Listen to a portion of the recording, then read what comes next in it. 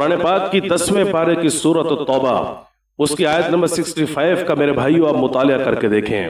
علماء کے مذاق اڑانے والے، اہل علم کا مذاق اڑانے والے، حفاظ پر تبصرہ کرنے والے، اہل مدارس پر تبصرہ کرنے والوں کا ذکر اس آیت کریمہ میں ہمیں ملتا ہے۔ جس وقت لوگوں نے رسول اللہ صلی اللہ علیہ وسلم کے زمانے میں، بعض منافقین نے رسول کریم صلی اللہ علیہ وسلم کے عہد میں، آپ کے زمانے میں جس وقت صحابہ کرام پر تبصرہ کیا تھا، ان کی کردار کشی کی تھی اور ان لوگوں کے بارے میں باتیں ذکر کی تھیں، قرآن مجید فرقان حمید نے اس کا نقشہ کھینچا ہے۔ سورۃ التوبہ آیت نمبر 65 اللہ رب العزت ارشاد فرماتے ہیں وَلَئِن سَأَلْتَهُمْ لَيَقُولُنَّ إِنَّمَا كُنَّا نَخُوضُ وَنَلْعَبُ۔ صحابہ کرام کہتے ہیں ہم سارے بیٹھے کھانا کھا رہے تھے تو ایک شخص آیا جو منافق تھا اور آ کر کہنے لگا او پیٹوو، او جسم کے اعتبار سے اور پیٹ کے اعتبار سے پیٹوو، کھانے پیتے رہتے ہو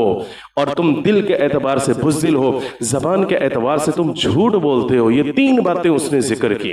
حضرت عبداللہ بن عمر رضی اللہ تعالیٰ عنہ وہاں پر موجود تھے، کہنے لگے لگتا تو منافق ہے، تیری یہ بات میں رسول اللہ صلی اللہ علیہ وسلم تک ضرور پہنچاؤں گا۔ چنانچہ رسول کریم صلی اللہ علیہ وسلم تک جس وقت یہ بات پہنچی، اللہ تعالیٰ نے قرآن نازل کر دیا اور قرآن کی آیت 65 یہ نازل ہوئی، جس میں اللہ رب العزت ارشاد فرما رہے ہیں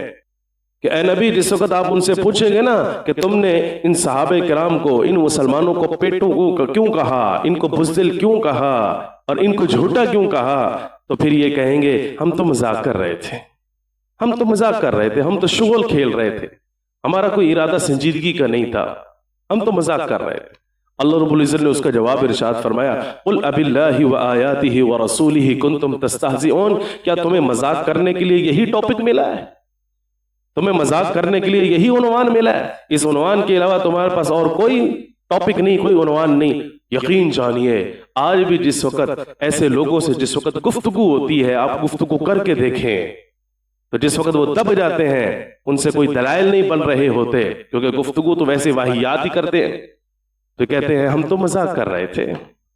ہم تو مذاق۔ قرآن نے وہ جو اس وقت نقشہ کھینچا تھا آج بھی وہی باتیں ہیں۔ آج بھی لوگوں سے جس وقت باتیں ذکر کی جاتی ہیں، اللہ کے بندو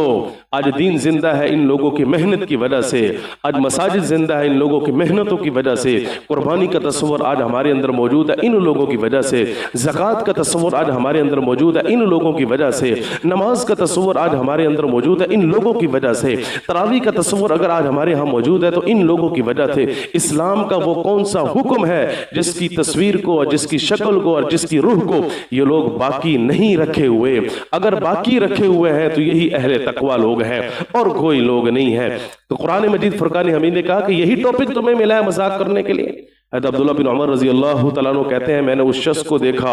وہ بعد میں معذرتیں کر رہا تھا، رسول کریم صلی اللہ علیہ وسلم کی سواری کی لگام کو پکڑ کے، رسی کو پکڑ کے اور پتھروں پر چل رہا تھا اور نکیلے پتھروں پر چل رہا تھا اور اس کے پاؤں بھی زخمی ہو رہے تھے اور وہ معذرتیں کر رہا تھا کہ یا رسول اللہ صلی اللہ علیہ وسلم ہم تو مذاق کر رہے تھے، ہم تو شغل کر رہے تھے۔ اللہ تعالیٰ نے اس وقت پھر ایک اور آیت نازل فرمائی، فرمایا لا تعتذروا، لا تعتذروا، اب معذرتیں مت کرو، اب معذرتیں مت کرو، قد کفرتم بعد ایمانکم، تم دل کے اعتبار سے سچے نہیں ہو، تمہیں دل کے اعتبار سے دین اچھا نہیں لگتا، اسلام اچھا نہیں لگتا، قرآن اچھا نہیں لگتا، رسول سے سچی تمہاری محبت نہیں ہے اور صحابہ کرام کے ساتھ تم بغض رکھتے ہو، نفرتیں رکھتے ہو۔ اس کا مطلب یہ ہوا جو اصحاب محمد رضوان اللہ تعالیٰ علیہ اجمعین کے ساتھ جس کی نہیں لگتی اس کی ہمارے ساتھ بھی نہیں لگنی چاہیے اور ہماری بھی اس سے نہیں لگنی چاہیے۔ اللہ تعالیٰ ہم سب کو اہل علم کا ادب کرنے کی توفیق عطا فرما دے۔